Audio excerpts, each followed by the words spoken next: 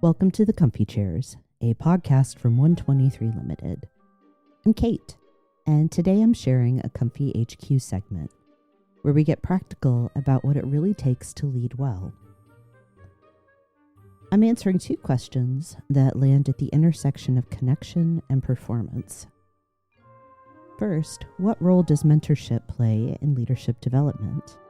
And second, how do you lead a remote or hybrid team effectively? These might seem like very different topics, but they share a core challenge. In both cases, you're trying to build trust, share knowledge, and support people's growth, even when you're not sitting in the same room. What role does mentorship play in leadership development? I love this question. When I led an organizational development team, we built a leadership academy with programs tailored to executives, middle managers, frontline supervisors, and emerging talent. I ensured every one of those programs included a mentoring component.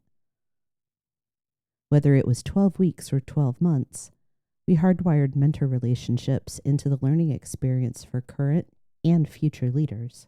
I always saw this as an essential to these programs because mentoring provides so many benefits to individuals, teams, and organizations. One natural outcome of a mentoring relationship is the relationship. Regular and intentional meetings with mentors naturally create deeper understanding and familiarity. Over time, these connections impact organizational agility, efficiency, and trust. They also support aspects of professional advancement by giving individuals support beyond their direct managers. This is actually one of the reasons that I recommend formalized mentoring programs to provide structure and oversight. Informal mentoring is not bad, but it can unintentionally reinforce bias.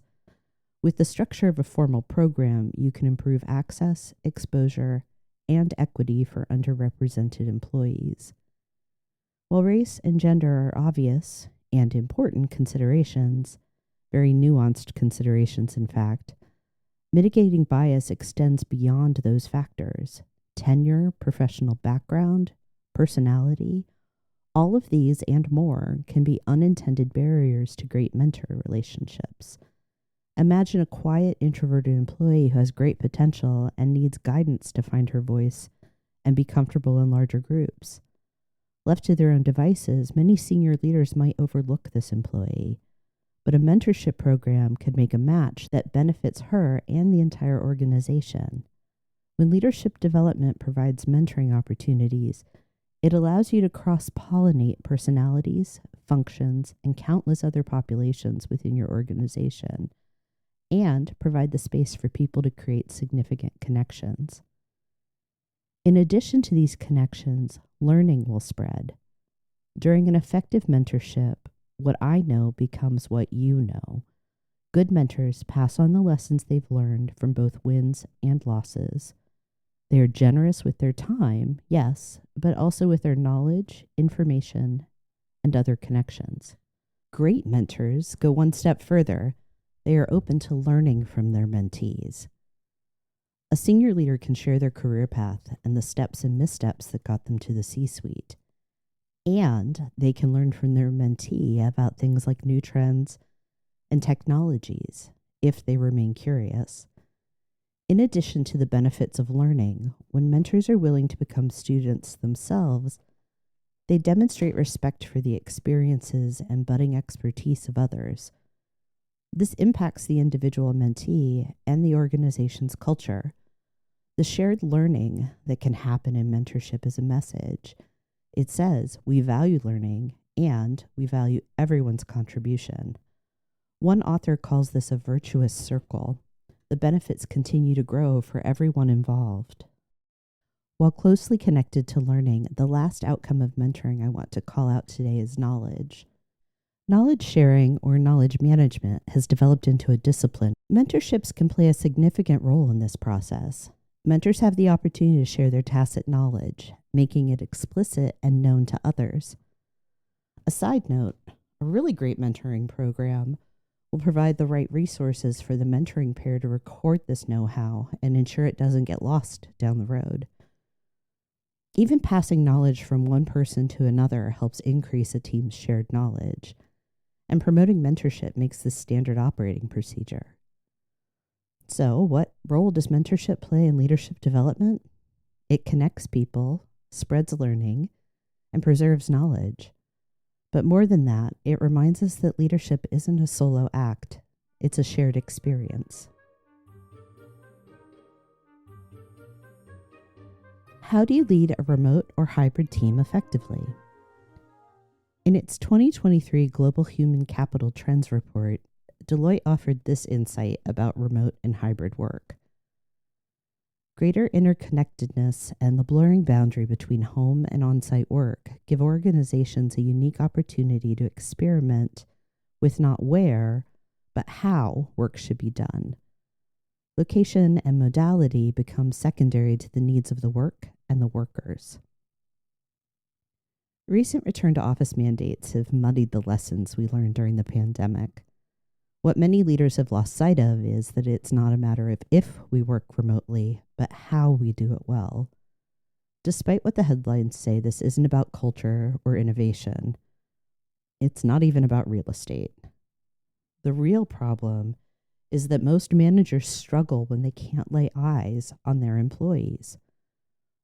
I've coached many leaders who have responsibility for multiple shifts and can't wrap their heads around how to manage the performance of night or weekend staff. This is very much like managing remote employees. The focus needs to shift from having direct oversight, read control, over employees' actions and tasks, to understanding the mission-critical outcomes and measuring impact. Let's think about this with an example. Say Jane is a new hire on your team who is going to work 100% remote. During the interview process, you naturally outline the role and responsibilities, as well as expectations for remote employees. And let's say that this was all reinforced with information provided in the company's new employee orientation. Before Jane started, you did what you always do, made sure she had the system access and resources she needed to succeed. You meet with her on day one, at minimum at the start and end of her shift, taking time to review her job description, to explain her department orientation, answer her questions, and generally give her a positive experience on her first day. All of this is done remotely, but doesn't differ in its essentials from the way you onboard an employee in the office.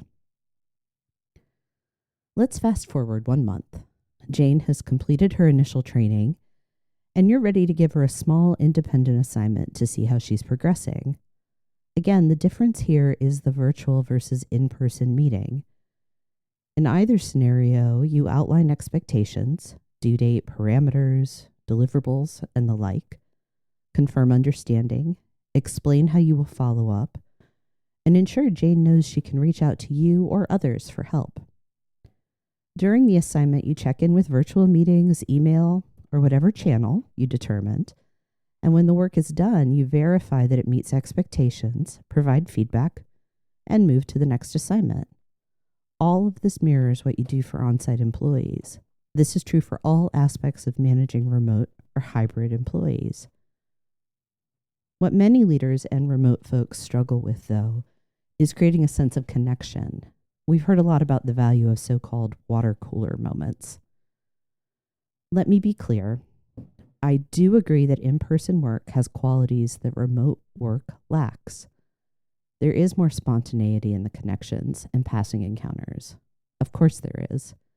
But that's the nature of working on site. And on-site work lacks many of the benefits of remote work. These modes of working will never look or feel the same.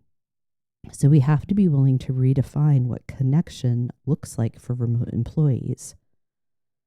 The good news is that we can still learn lessons from what works in the traditional on-site experience. The most useful and easiest technique: talk to your employees.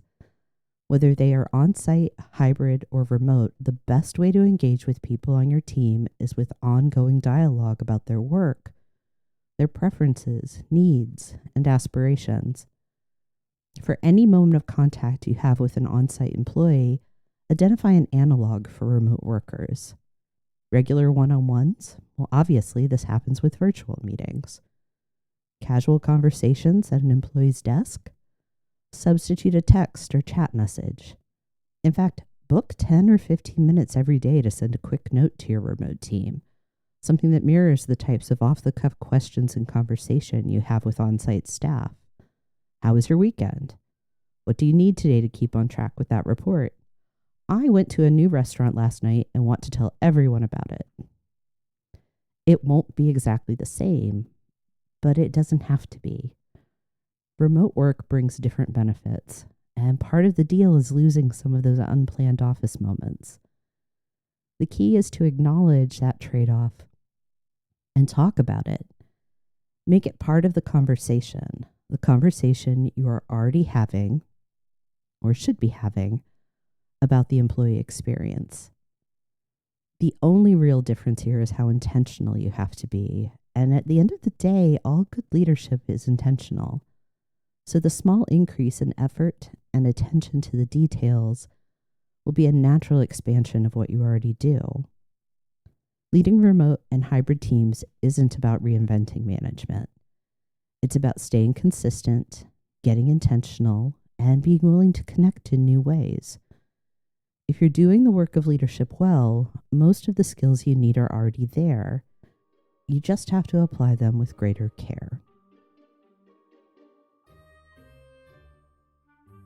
Whether you're developing leaders through mentorship or supporting a remote team, the goal is the same. Create the conditions where people can do their best work and keep growing. That requires intention, a little creativity, and a lot of listening.